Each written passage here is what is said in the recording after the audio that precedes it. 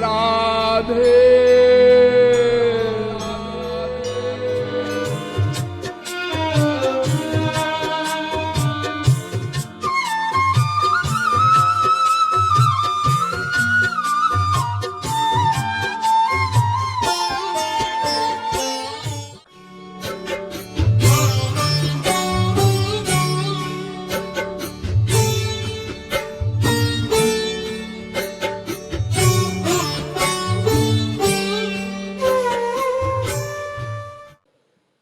एक ही वृक्ष में दो पक्षी बैठे हुए हैं,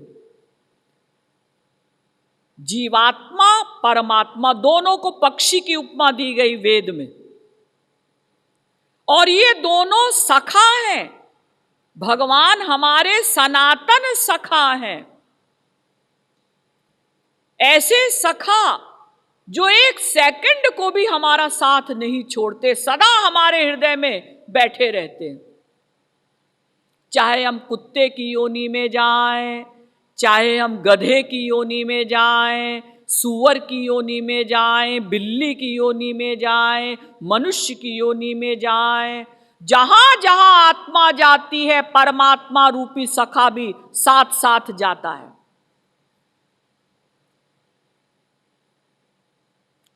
ऐसे संबंधी सर्वस्य चाहं हृदि सन्निविष्टो मत्तः स्मृतिर्ज्ञानमपोहनञ्च वेदैश्च सर्वैरहमेव वेद्यो वेदान्तकृद्वेदविदेव चाहम्।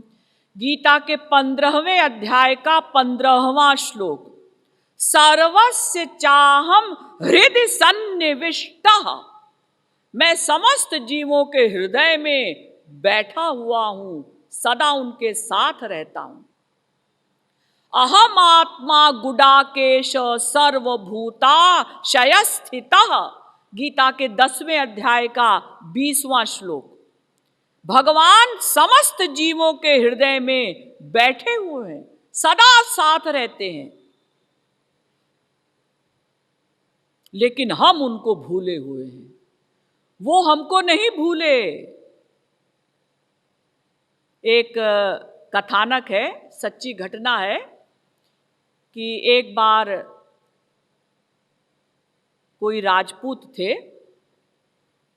तो उनके लड़के ने कुछ गड़बड़ी की, आज्ञा का पालन नहीं किया, तो बाप ने एक झापड़ लगाया बेटे को, बदतमीज कहीं का, पढ़ता नहीं है। तो उस बच्चे को इतनी फीलिंग हुई कि वो बच्चा घर छोड़कर चला गया। और प्रारंभ में तो उस बच्चे को बड़ी कठिनाइयां आई। उसने धीरे धीरे अपनी पढ़ाई पूरी की, फिर बिजनेस प्रारंभ किया और फिर अपने पैरों पर खड़ा हो गया, बहुत बड़ा व्यापारी बन गया। तो जब वो बहुत बड़ा आदमी बन गया तो एक दिन उसने मन में सोचा कि चलो अपने पिताजी से मिलकर आते हैं और हम पिताजी को दिखा देते हैं कि पिताजी, आपने तो हमको ऐसा समझा था कि हम बुद्धू हैं, कुछ कर नहीं सकते, देखो हम कितने बड़े आदमी बन गए हैं। इस रुआब के साथ वो पिता से मिलने के लिए चल पड़ा कार से, लेकिन रास्ते में उसकी कार खराब हो गई। तो उसने सोचा कि भाई कार ठीक करने के लिए दे देते हैं, जब तक कार ठीक होकर आएगी तब तक आज रात को हम यहाँ कहीं धर्मशाला में रुक जाते हैं, अपना सवेरे चले जाएंगे। तो वो धर्मशाला के एक कमरे में रुक गया। बाई चांस उस लड़के का बाप, जो उसके प्यार में अर्ध विक्षिप्त हो गया था, हाफ मैड हो गया था, क्योंकि वो इकलौता बच्चा था और वो बाप अपने बेटे से बहुत प्यार करता था। वर्षों वो अपने बेटे को ढूंढता रहा, तो वो बाप भी उसी धर्मशाला में पास वाले कमरे में रुका हुआ था। अब चूंकि वो बेटे के प्रेम में पागल सा हो गया था, इसलिए कभी बड़बड़ाए कुछ बोले, कभी कमरे के अंदर रहे तो फिर कभी बाहर जाए, फिर कमरे के अंदर जाए, फिर बाहर जाए। तो लड़के को बड़ी परेशानी हुई और उसने सवेरे मैनेजर से कहा कि कैसे कैसे पागलों को तुम धर्मशाला में रुका देते हो, सारी रात इसने हमको सोने नहीं दिया, डिस्टर्ब करता रहा। वैसे भी जब कोई पैसे वाला व्यक्ति हो जाता है तो उसको अहंकार भी हो जाता है। तो वो सुन रहा था बाप। उसने कहा, ए क्या बकवास कर रहा है, जबान संभाल कर बात कर। तो लड़के को भी गुस्सा आ गया। उसने कहा, तुम जबान संभाल कर बात करो, सारी रात हमको सोने नहीं दिया है। आपस में दोनों में लड़ाई होने लगी। तो बाप ने कहा, जानता है मैं ठाकुर हूं, ठाकुर। तो बेटे ने कहा, मैं भी ठाकुर हूं। अब कुछ बात मिलने लगी। फिर बात करते करते बाप ने कहा, मैं उस गांव में रहता हूं। बेटे ने कहा, अरे मैं भी तो उसी गांव का हूं। फिर और प्रकरण आगे चला, लड़ाई झगड़े में बात करते करते बेटे ने कहा, जानते हो मैं उस बाप का बेटा हूं जिसने मेरी छोटी सी गलती पर मुझे एक झापड़ लगा दिया था। केवल आदर्श के कारण कि आदर्श का पालन करना चाहिए, पढ़ाई ठीक करनी चाहिए, नियम से रहना चाहिए, इसी बात के लिए उन्होंने मुझे एक झापड़ लगाया था। मैं उसका बेटा हूं, बाप का नाम लिया। तो बाप ने कहा, अरे ये तो मेरा ही बेटा है। तो बाप ने आंखों में प्यार भरकर दोनों भुजाएं फैला दी। बेटा आ, मैं तो तेरे लिए तरस रहा था। बेटे ने सोचा, अभी तक तो ये मुझसे झगड़ा कर रहा था, अब आंखों में प्यार भरकर भुजाएं इसने फैला दी हैं। पागल है ये, कहीं ऐसा ना हो कि मुझे काट ही ले। तो बाप ने कहा कि देख बेटा, मैं तेरा वही अभागा बेटा हूं, बाप हूं जो तेरे लिए इतने वर्षों से परेशान था। तू मेरा बेटा है, हैं? आप मेरे पिता हैं। अब बेटा भी लिपट गया, दोनों अपना आलिंगन बद्ध हो गए, क्योंकि उन्होंने जान लिया कि हम बाप बेटे हैं। इसी प्रकार से अगर हमें कोई महापुरुष मिल जाए और वो हमें बता दे कि देखो तुम्हारे असली बाप भगवान हैं, असली पति, असली सखा, असली रिश्तेदार भगवान हैं, ये संसार वाले तो सब स्वार्थी हैं, नश्वर हैं, तुम उनको अपना बाप मानो, पति मानो, सखा मानो, तो हम मान लें। यानी हम भगवान को भूले हुए हैं, किंतु भगवान हमको नहीं भूले। इसीलिए भगवान हमारे लिए क्या क्या करते हैं, कितनी कृपाएं करते हैं, अपना बेटा मानकर। हमारे महाराज जी कहते हैं कि अगर उनकी कृपाओं का वर्णन किया जाए तो हजारों वर्ष लग जाएं, इतनी कृपाएं हैं भगवान की हमारे ऊपर। देखिए, सबसे बड़ी कृपा, भगवान गर्भ में हमारी रक्षा करते हैं। 9 महीने तक बच्चा उल्टा लटका रहता है। इतना कोमल बच्चा गंदगी में 9 महीने तक उल्टा लटका रहता है, फिर भी जीवित रहता है। अगर आप किसी जवान लड़के को, 20 साल के लड़के को 9 घंटे उल्टा लटका दें किसी पेड़ के साथ, मर जाएगा। और इतना कोमल बच्चा 9 महीने तक गंदगी में उल्टा लटका रहता है, कौन रक्षा करता है? मां को बेचारी को क्या पता कैसे रक्षा करेगी वो। यहां तक कि शरीर भी भगवान ही देते हैं।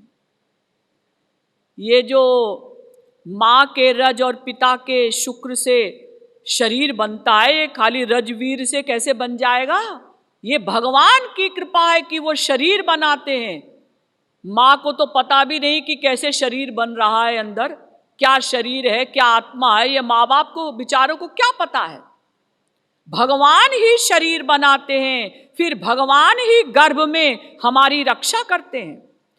फिर गर्भ से जब बच्चा निकलता है, ये मेरा बच्चा क्या खाएगा, भगवान को चिंता है। बच्चा पैदा हुआ, तुरंत मां के वक्षस्थलों में दूध आ गया। क्या कोई वैज्ञानिक मां के वक्षस्थलों में दूध दे सकता है? आप कहेंगे वो मां दूध पीती होगी इसलिए उसके दूध बन जाता होगा ना। मां चाहे रोटी खाए, फल खाए तो भी दूध बनेगा, लेकिन कब? जब बच्चा पैदा होगा तभी दूध निकलेगा, उसके पहले नहीं, उसके बाद में भी 2 साल बाद भी नहीं। ये देखिए भगवान की कृपा, भगवान का कमाल। उनको चिंता है ना हमारी, वो तो हमें अपना मानते हैं, हम उनको भले ही अपना ना माने।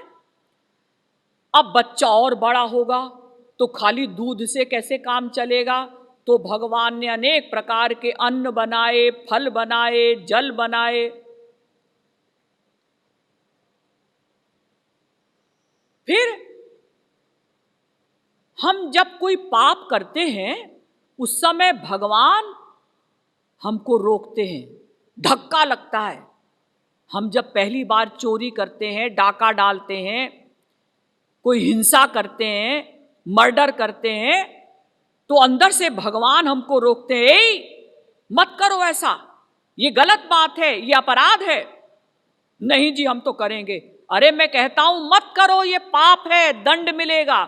नहीं जी हम तो करेंगे। तो भगवान कहते हैं ठीक है, जब तुम जिद करते हो तो करो। यानी भगवान की इतनी कृपा कि जब हम कोई पाप कर्म करते हैं तो अंदर से भगवान हमको रोकते हैं, बेटा ऐसा मत करो, दंड मिलेगा। और भगवान हमारे पूर्व जन्मों का कर्म का फल देते हैं, सबसे बड़ी कृपा। हमने पिछले जन्म में हाई स्कूल तक पास कर लिया था। क्या मतलब? मतलब हम हाई स्कूल तक ईश्वर की भक्ति में पहुंच गए थे, यानी ईश्वर की भक्ति के हिसाब से हमने हाई स्कूल पास किया था। अब हमारा अगला जन्म हुआ तो पिछले जन्म में जितनी हमने भक्ति की थी वो भगवान अगले जन्म में नेचुरल हमको दे देंगे, और 11th में हमारा एडमिशन हो जाएगा, 11वीं कक्षा में एडमिशन होगा।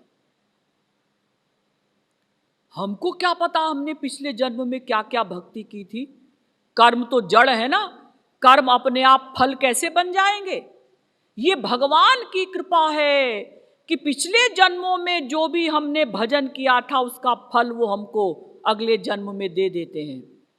आप लोग जो महाराज जी के सत्संगी यहाँ बैठे हुए हैं, आपने इस जन्म में ऐसे कौन से पुण्य किए हैं कि आपको श्री महाराज जी जैसे संत गुरु के रूप में मिले, जो थ्योरेटिकल भी हैं महाराज जी और प्रैक्टिकल भी हैं, जिनकी कृपा से आज आप लोगों की ये स्थिति है कि जब आप भगवान का ध्यान करते हैं तो ध्यान भी बनता है और उनके प्रेम में आंसू भी आते हैं। भगवान से मिलन की व्याकुलता जो पैदा होने लगी, आंसू आने लगे, ये आपकी एक जन्म की भक्ति का कमाल नहीं है। मनुष्याणाम सहस्रेषु तपोदान समाधि भी नराणाम क्षीण पापानाम कृष्णे भक्ति प्रजायते। हजारों जन्म की भक्ति जब इकट्ठा हो जाती है, पाप क्षीण होने लगते हैं, तो नराणाम क्षीण पापानाम कृष्णे भक्ति प्रजायते, तब श्री कृष्ण की भक्ति जागृत होती है, पैदा होती है। कलयुग में आंसू आना भगवान के प्रेम में, संत की सेवा करना, ध्यान करना, ये कोई मामूली बात नहीं है। और केवल भारतवर्ष के ही नहीं, हमारे महाराज जी के सत्संग में कम से कम 20 देशों से विदेशी लोग आते हैं। इन्होंने क्या इसी जन्म में विदेश में जब रहते हुए कोई भक्ति की थी? ना। तो फिर वो जो पहले जन्मों में उन्होंने भक्ति की थी, ये भगवान की कृपा है कि वो लोग विदेश में हैं, लेकिन फिर भी उनमें भक्ति के संस्कार भगवान ने दे दिए। और आज दूर दूर देशों से महाराज जी के पास सत्संग में लोग आते हैं, या किसी संत के पास भी सत्संग में लोग आते हैं। कितना बड़ा भगवान का ये उपकार है हमारे ऊपर, कितने अच्छे संबंधी हैं भगवान, असली संबंधी हैं कि हमारे पूर्व जन्मों का फल हमको देते हैं और कहते हैं बेटा और आगे बढ़ो भक्ति में। अब इतनी भक्ति कर ली, अब तुम 11th भी पास कर चुके, अब 12वीं कक्षा में आओ, अब तुम 12वीं पास कर चुके, +3 में आओ, फिर पीजी करो, फिर मुझे प्राप्त कर लो। अनंत कृपाएं हैं भगवान की, जिनको कोई गिना नहीं सकता। यानी वो ही हमारे असली संबंधी हैं। ये संसार के रिश्तेदार, ये सब तो मैंने बताया कि स्वार्थी हैं। जब तक आप इनका स्वार्थ पूरा करेंगे तब तक ये संबंधी हैं, और स्वार्थ पूरा नहीं हुआ तुरंत झगड़ा शुरू। देखिए ये जो संसार थोड़ा बहुत चल रहा है ना, ये एक्टिंग कर कर के चल रहा है। कितनी बार स्त्री अपने पति के खिलाफ सोचती है, कितनी बार पति अपनी स्त्री के खिलाफ सोचता है। लेकिन भाई अब जब एक दूसरे से स्वार्थ है तो किसी प्रकार से शांति बनाए रखते हैं। लेकिन वास्तव में एक जन्म में भी क्या, एक दिन भी कोई किसी का असली संबंधी बनकर नहीं रह पाता। हर समय अंदर अंदर खटापटी है, झगड़ा है, बाहर से पटापटी है, बाहर से दोस्ती है।